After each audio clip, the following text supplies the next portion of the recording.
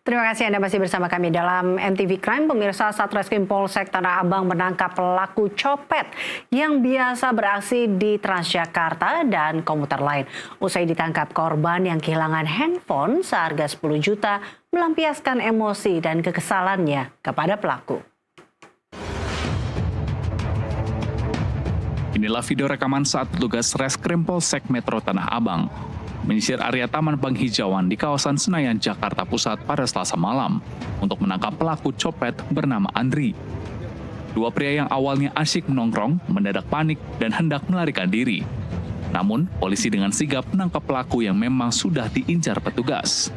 Sementara itu, mengetahui pelaku copet telah tertangkap, seorang wanita muda yang menjadi korban pelaku langsung mendatangi Polsek Tanah Abang dan melampiaskan kekesalannya.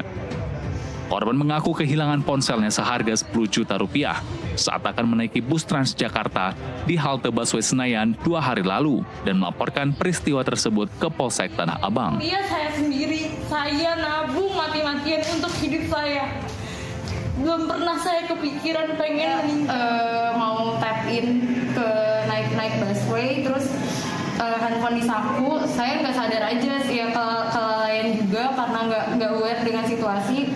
Terus saya kira hilangnya di bis, ternyata away minute before sebelum saya naik bis. Jadi kejadiannya itu ternyata di halte atas, bahkan saya belum tap in sama sekali. Kalau dilihat dari CCTV, saya ada asumsi kalau dia ngikutin saya, karena itu terlihat dia waktu saya nggak jadi tap in, dia juga nggak jadi turun ke halte itu. Berarti di halte busway ya? Di halte busway.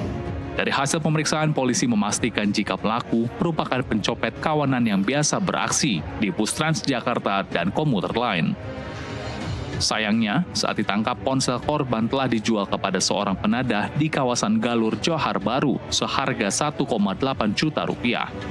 Dan dia sudah sering beroperasi di busway menurut keterangan dia, dan sering daerah operasinya itu di stasiun busway, di stasiun Tanah Abang, kemudian di pasar Tanah Abang.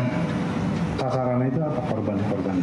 Sasarannya tentunya dia melihat kesempatan yang ada, kalau ada tas korban yang terbuka ataupun dari saku korban meletakkan HP di saku korban, modus dia seperti itu. Akibat perbuatannya, pelaku terancam hukuman 5 tahun penjara karena melanggar pasal 363 KUHP tentang pencurian dengan ancaman. Polisi juga masih melakukan pengejaran terhadap seorang penadah yang telah dikantongi identitasnya. Dari Jakarta, Muhammad Ridwan, jurnalis NTV, melaporkan.